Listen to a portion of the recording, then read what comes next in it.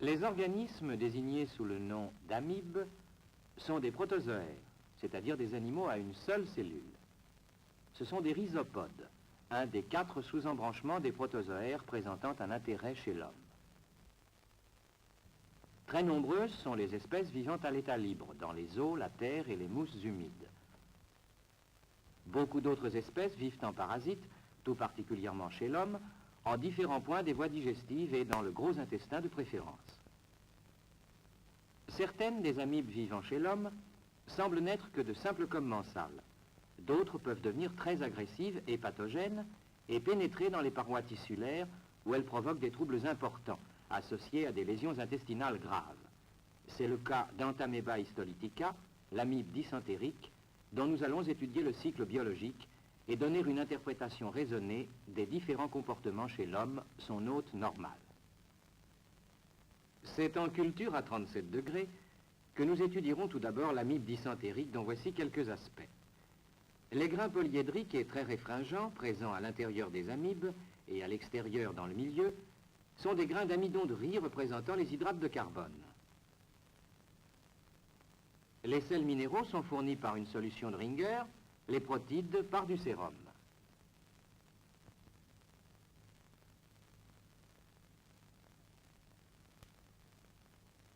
Remarquez également les nombreuses bactéries associées aux amibes dans l'intestin et ensemencées en même temps qu'elles à partir du prélèvement intestinal. La taille des trophozoïtes est très variable, 15, 20, 30 et même 40 mus selon divers facteurs. Rapidité de la multiplication, milieu, souche. Une amibe dysentérique est une masse protoplasmique, une cellule isolée typique d'apparence simple, ne montrant pas d'organites extérieurs du type flagelle, membrane ondulante ou cils vibratiles. Cette cellule est limitée par une paroi mince, non rigide, si bien que cet organisme ne conserve pas une forme constante, comme cela est le cas pour ainsi dire chez tous les organismes vivants. Souvent, elle se déplace d'un mouvement uniforme, presque rectiligne.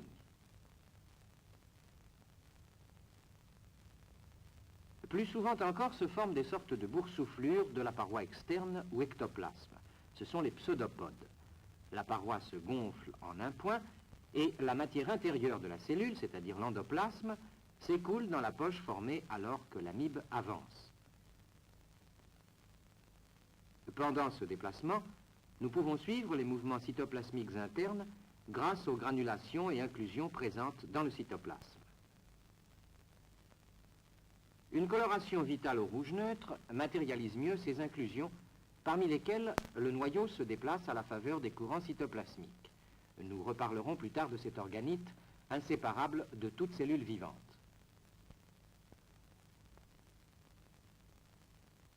Le contraste de phase négatif montre un aspect différent du noyau et les inclusions lipidiques. Voyons maintenant comment sont entrées ces inclusions. C'est là le deuxième rôle des pseudopodes, capables d'un mode de capture très spécial des particules alimentaires, bactéries, hématies, grains d'amidon, phénomène désigné sous le nom de phagocytose. Par un tactisme caractéristique, l'amibe avance un pseudopode, entoure progressivement la particule, ici un grain d'amidon, en se refermant sur elle-même et en l'incorporant à son cytoplasme.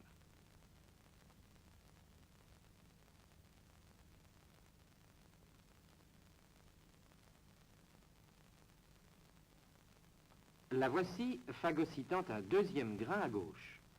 Le phénomène est rapide. Quelques secondes suffisent pour englober une particule.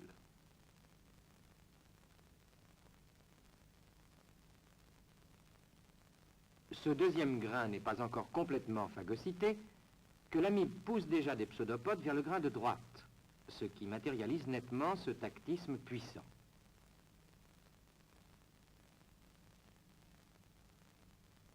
Mais ici, cette tentative échoue. En contraste de phase négatif, nous pouvons préciser un détail de ce mode de capture. On peut voir pendant quelques secondes un canal reliant le milieu et le cytoplasme. Puis une cassure se produit, englobant entièrement le grain d'amidon. Un trophozoïte peut parfois phagocyter un nombre important de ces grains d'amidon.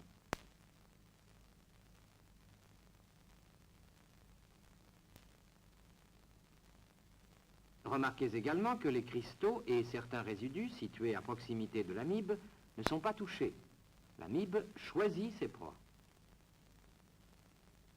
Dans ce cas particulier, elle s'est littéralement bourrée d'amidon. Elle est pratiquement incapable de se mouvoir normalement. Et le noyau est repoussé vers la gauche contre l'ectoplasme. Nous retrouverons ce phénomène tout à l'heure avec les globules rouges.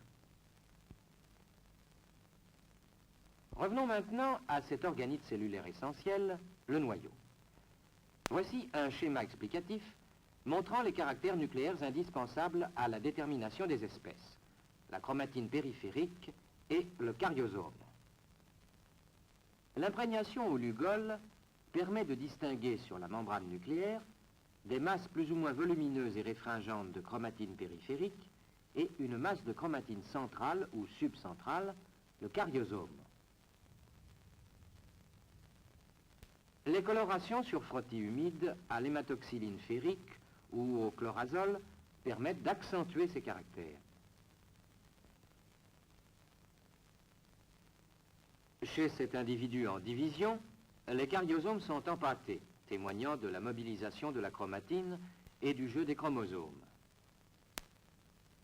En somme, dans le côlon d'un porteur asymptomatique, les amibes se multiplient par divisions successives, en se comportant comme si elles n'étaient que de véritables commensales. Et l'appellation d'Antameba minuta, proposée par Elmassian en 1909, correspond en définitive à ce que nous pouvons appeler tout simplement et correctement le comportement minuta de l'amibe dysentérique Antameba histolytica. Dans cet intestin normal, les amibes, une fois arrivées dans le côlon descendant, trouvent alors des conditions favorables à la poursuite de leur cycle biologique normal et à leur transformation en kystes qui, expulsés au dehors, seront capables d'ouvrir un nouveau cycle chez un nouvel individu hôte. Voici des kystes à frais en concentration, parmi lesquels se meuvent encore quelques trophozoïtes. Après immobilisation et contraction importante du trophozoïte, l'ectoplasme s'est épaissi et devenu protecteur. La forme s'est arrondie pour constituer le kyste, stade libre et immobile.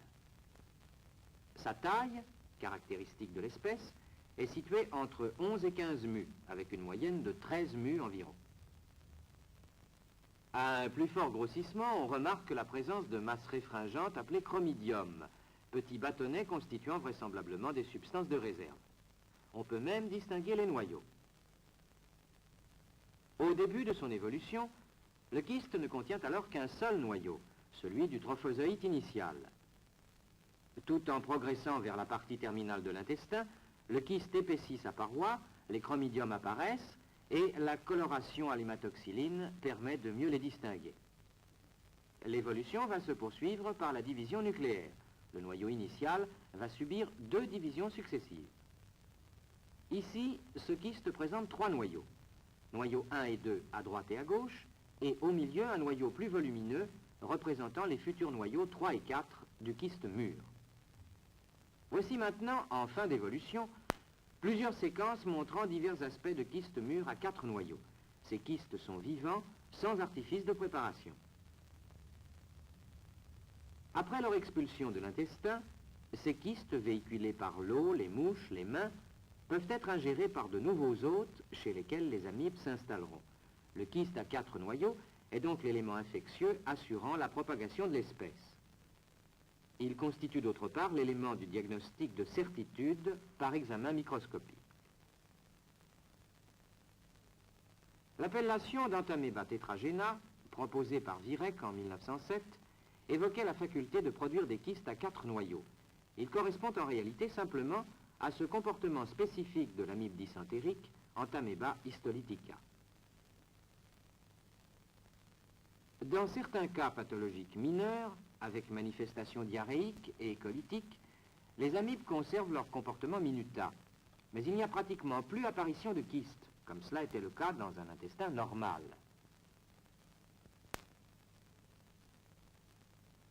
Cependant, quand d'autres conditions s'installent, faisant intervenir l'hôte, le contexte intestinal, la flore bactérienne associée, ces phénomènes peuvent s'accentuer et la multiplication des trophozoïtes devenir extrêmement active. Des ulcérations de la muqueuse se produisent, tandis que des micro-hémorragies libèrent des globules rouges et que certains trophozoïtes les phagocytent. Ce comportement très particulier est dit hématophagie.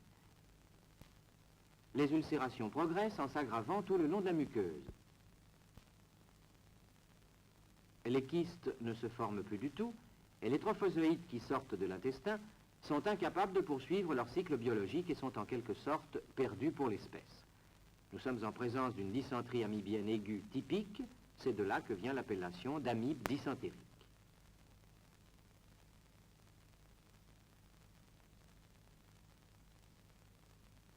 À l'examen microscopique, on observe dans les glaires mucosanglantes de grands trophozoïtes se déplaçant plus ou moins rapidement en écartant les hématies et les leucocytes. Certains individus hématophages ont phagocyté parfois de nombreux globules rouges.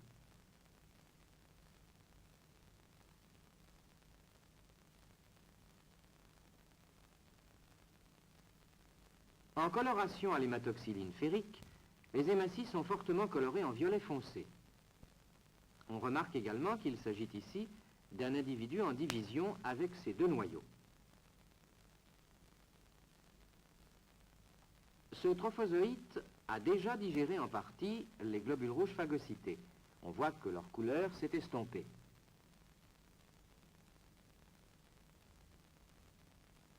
Mais tous les trophozoïtes ne sont pas hématophages, même quand les hémorragies sont abondantes. Ces divers comportements d'Entamoeba histolytica ne vont pas en rester là. Au cours des manifestations aiguës, partant de la lumière intestinale et de la surface de la muqueuse, les trophozoïtes hématophages et histolytiques vont pénétrer dans les parois tissulaires, d'où le nom d'Entamoeba histolytica, proposé par Chaudin en 1903 et retenu en définitive comme seule dénomination officielle de cette espèce. L'histolyse progresse, les ulcérations s'élargissent, les amibes s'irradient dans toute la profondeur de la muqueuse, à l'intérieur des glandes de Lieberkühn, certaines venant buter contre la muscularis mucosée et pénétrant jusque dans la sous-muqueuse. Les ulcérations se transforment en abcès, dont certains, après expulsion d'une masse nécrosée importante, prennent l'aspect caractéristique de l'abcès en bouton de chemise. Voici maintenant, à faible grossissement, une étude sur des coupes anatomopathologiques. En longeant la muqueuse, nous rencontrons des zones plus ou moins attaquées. Ici, une forte ulcération. Ici, une zone d'érosion.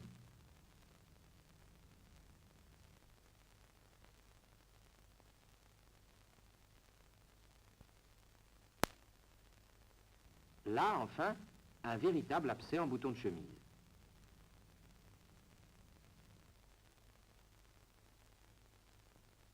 Les amibes partent naturellement de la lumière intestinale, puis pénètrent dans la muqueuse, approchant progressivement des glandes de Lieberkühn, s'engagent dans leurs canaux et viennent buter contre le fond de ces glandes.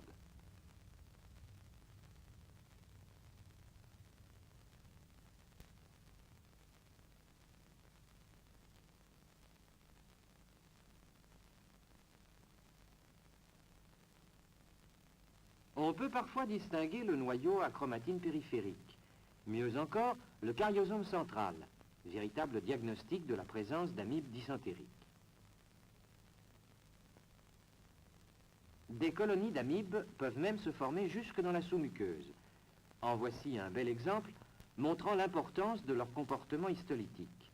On remarque qu'elles ont lysé les cellules environnantes et sont en quelque sorte comme dans un vide. Un dernier schéma va nous permettre de suivre les différents cheminements et les divers comportements d'Entamoeba histolytica chez l'homme.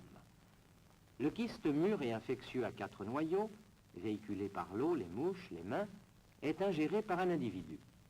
Arrivé dans l'intestin grêle, il éclate. Pour plus de commodité, le phénomène a été représenté à l'extérieur. La masse protoplasmique sort. Les noyaux se divisent une nouvelle fois et 8 petites amibes s'individualisent. Elles grandissent et commencent leur division. C'est le comportement minuta.